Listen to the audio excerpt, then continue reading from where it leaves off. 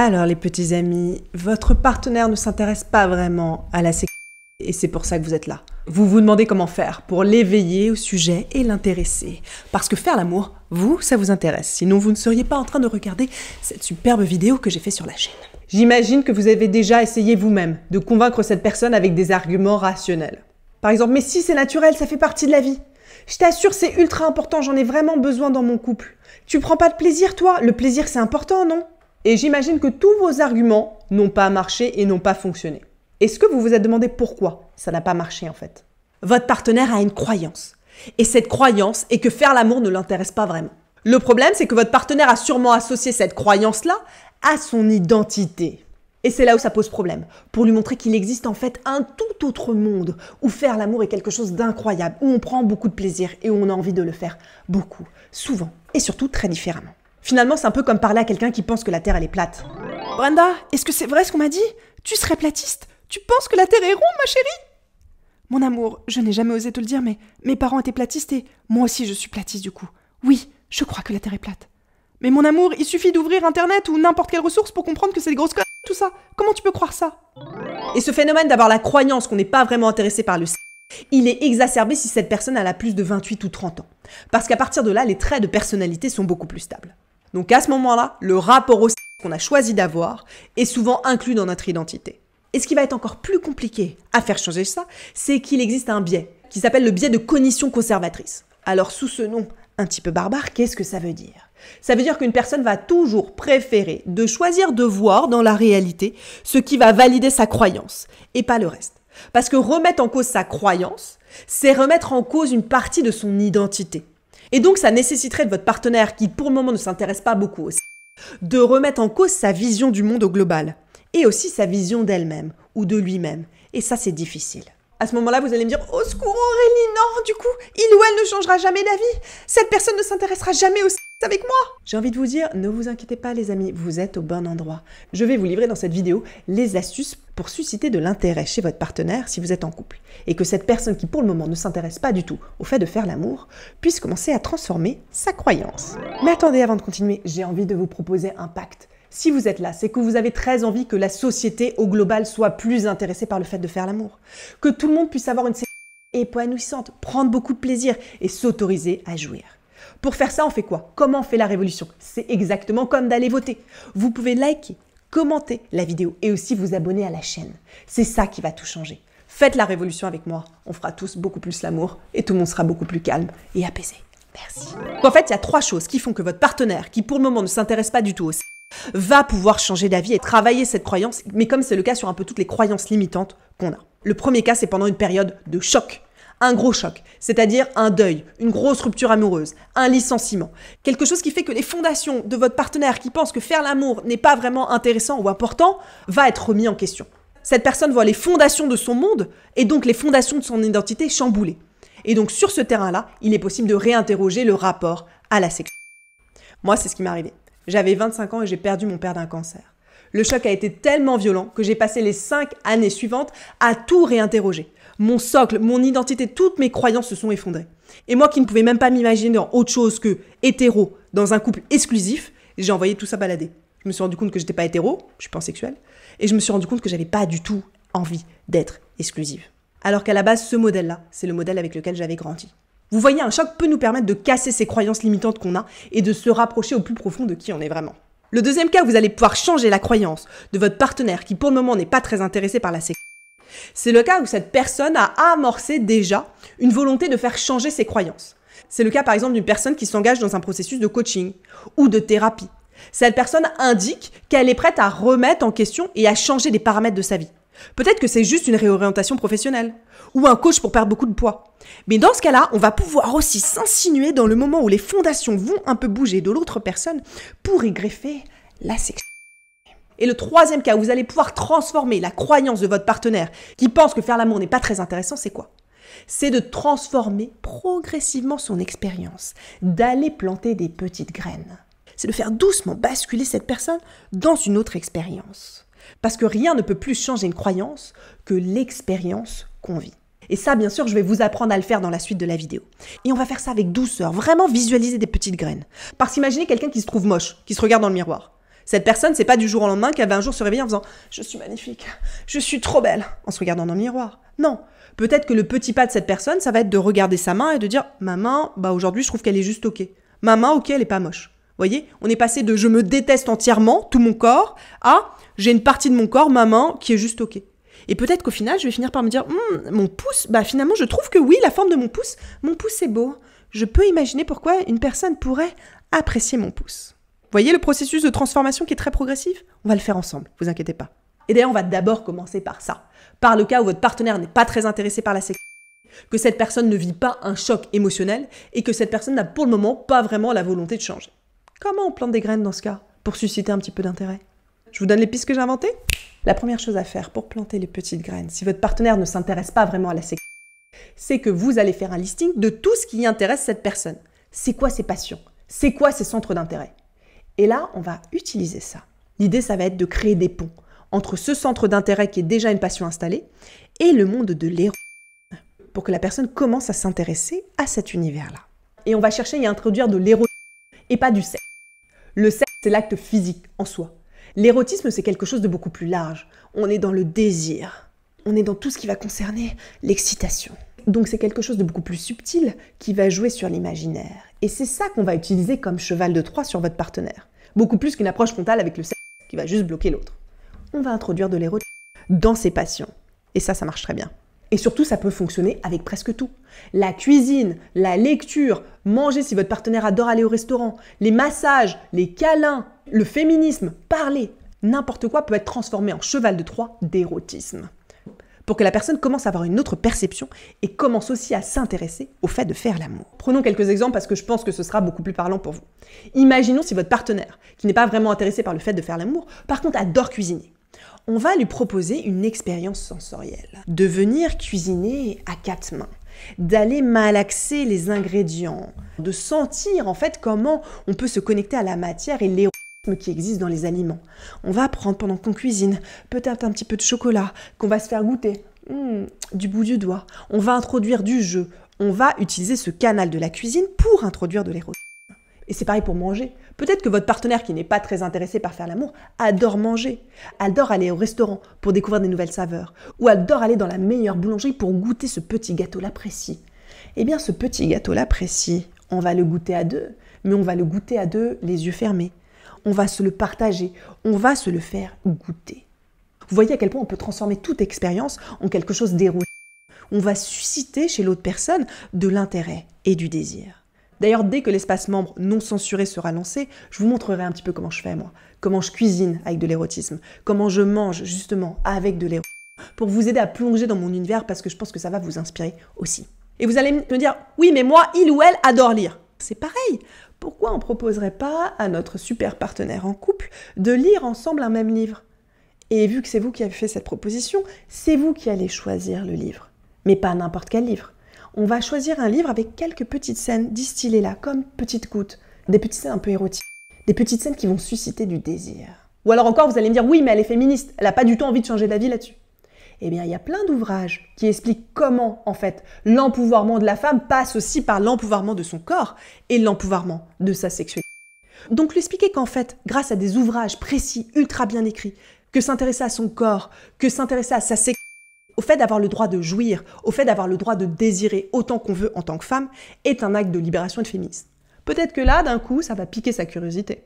L'autre chose qui va être très importante pour réussir à planter et semer des petites graines, si vous êtes avec une personne qui ne s'intéresse pas au sexe, ça va être de retirer toute pression.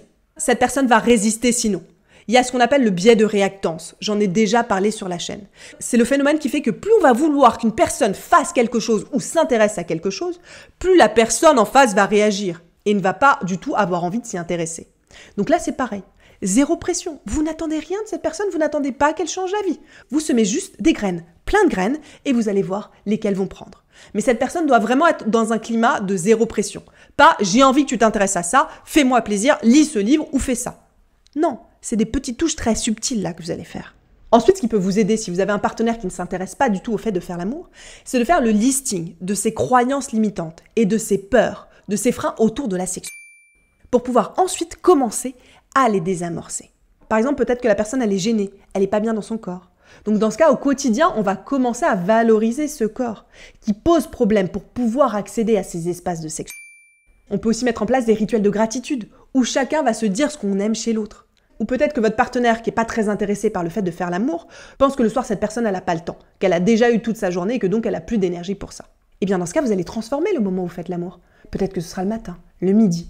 Peut-être qu'un après-midi, vous allez prendre la babysitter en surprise pour emmener les enfants jouer un petit peu plus loin et que vous allez lui concocter une surprise.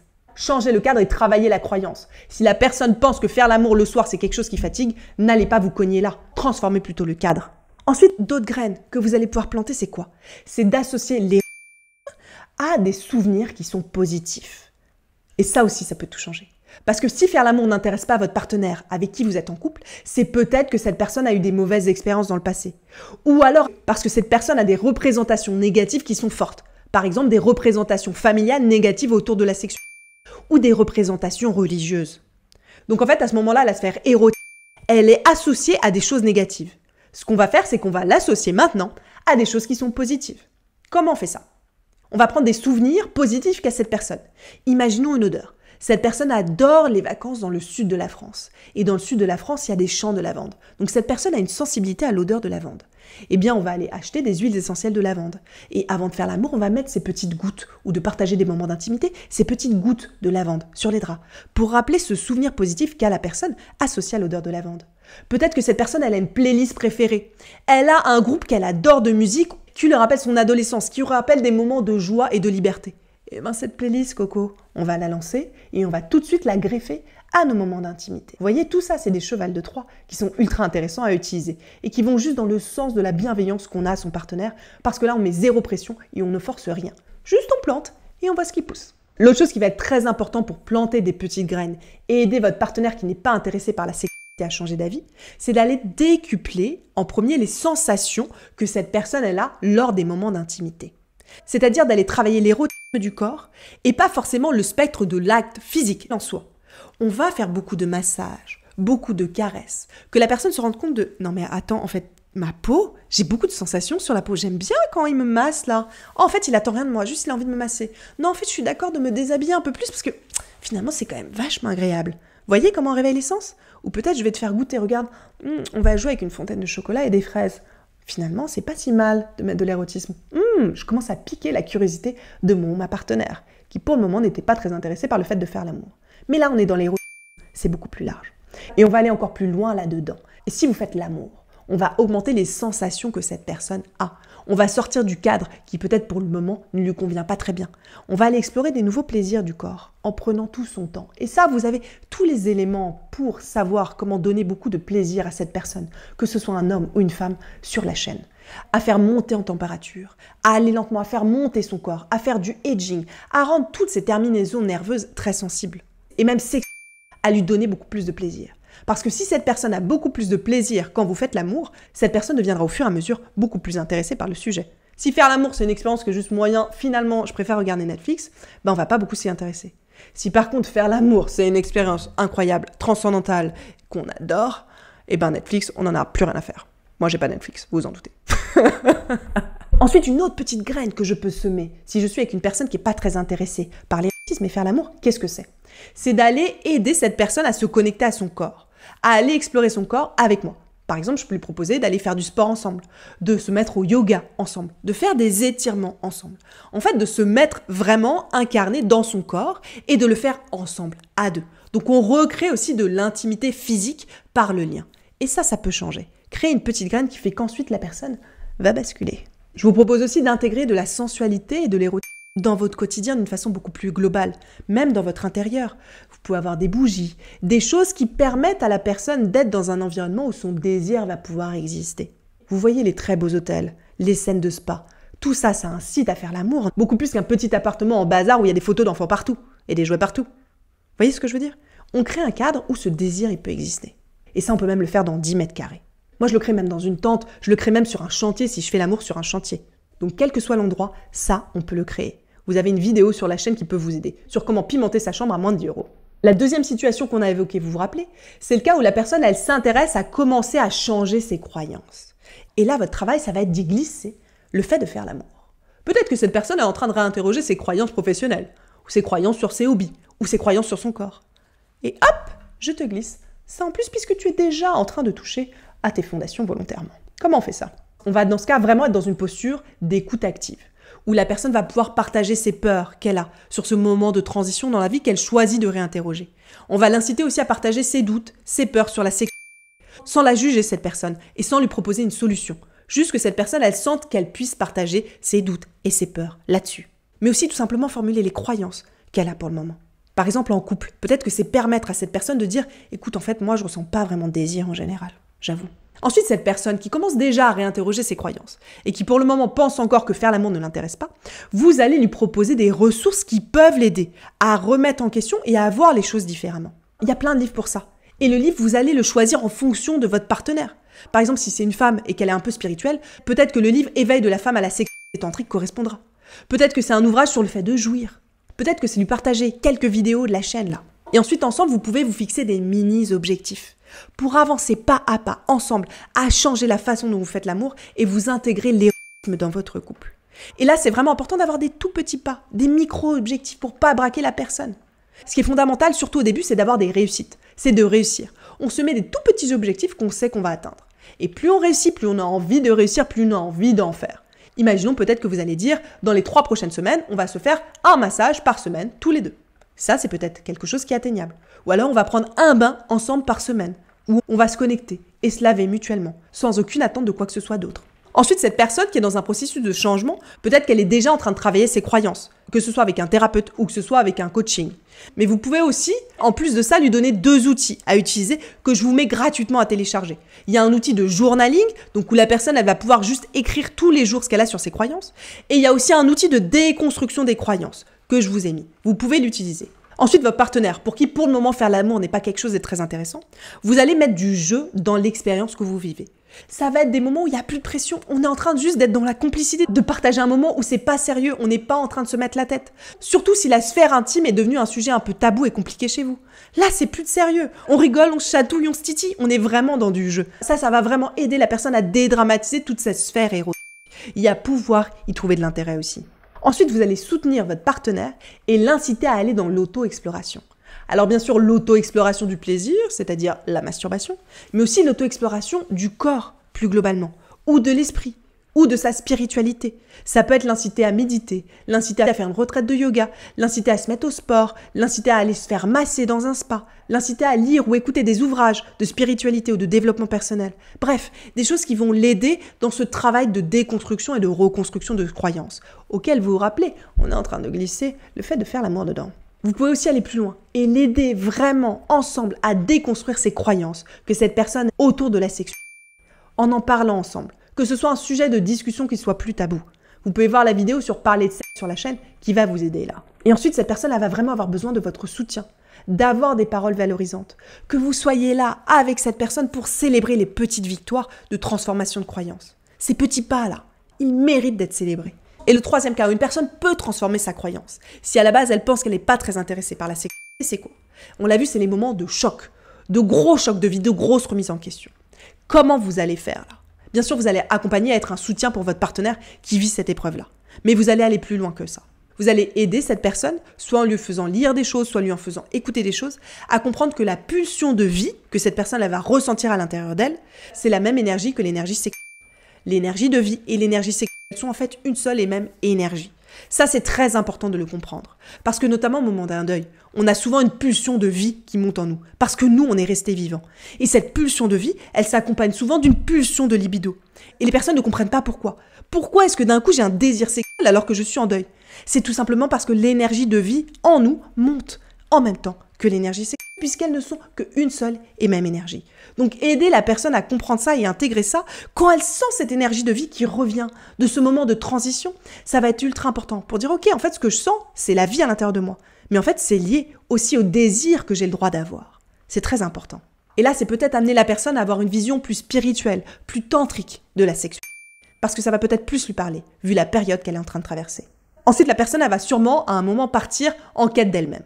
Et là, vous allez l'accompagner. Vous allez booster cette auto-exploration qui va être multifactorielle.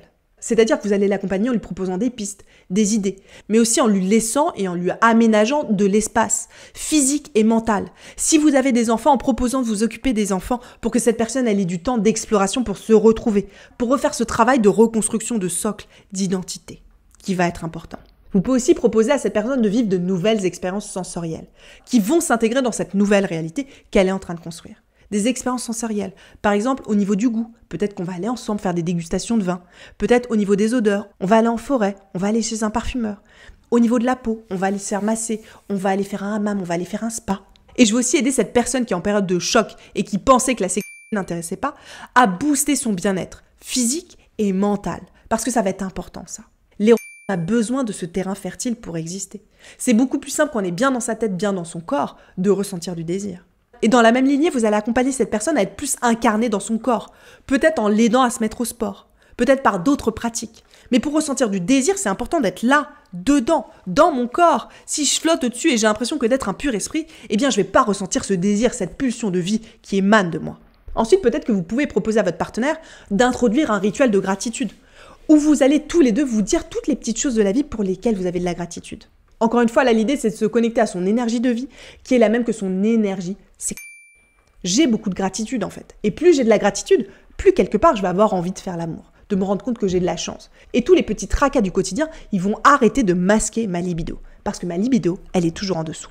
Ensuite, dans cette période de choc et de grosse reconstruction, ça peut être important d'aller parler, d'aller rencontrer de nouvelles personnes, des nouveaux modèles, qui vont montrer à votre partenaire des chemins de vie différents. De personnes qui peut-être avant ne s'intéressaient pas à la sexualité, et qui finalement l'ont découvert après un choc.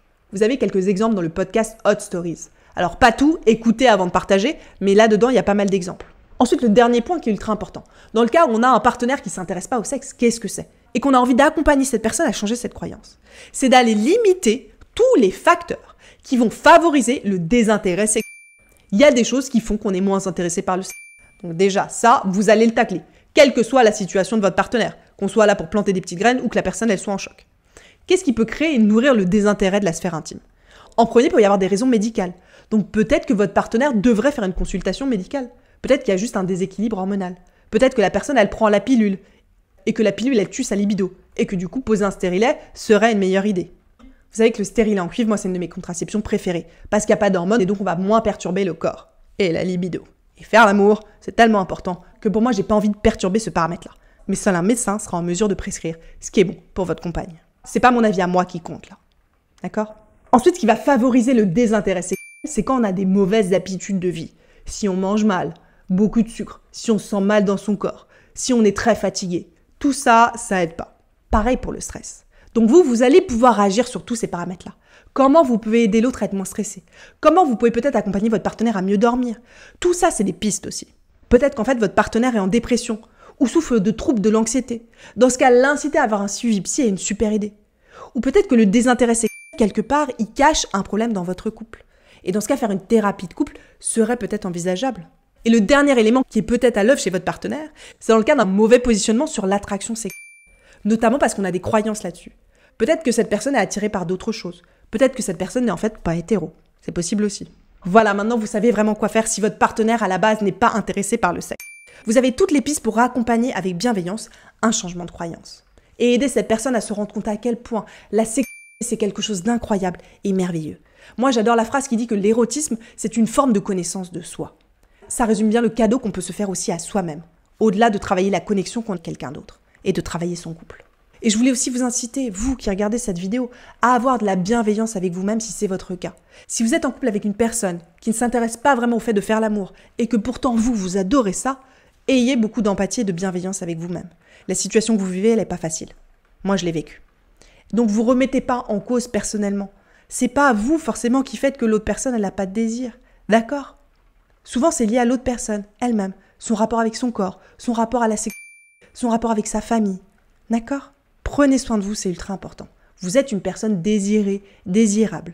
Et je rappelle ici qu'il y a plein de facteurs à l'œuvre. Des facteurs sociétaux, des facteurs culturels, des facteurs religieux, qui font que surtout si votre partenaire est une femme, elle a été conditionnée à avoir du mal à désirer. Et ça, c'est vraiment quelque chose que j'essaie de changer sur la chaîne. Alors c'est comme voter, et c'est pour ça que je vous demandais votre soutien au début. Merci beaucoup.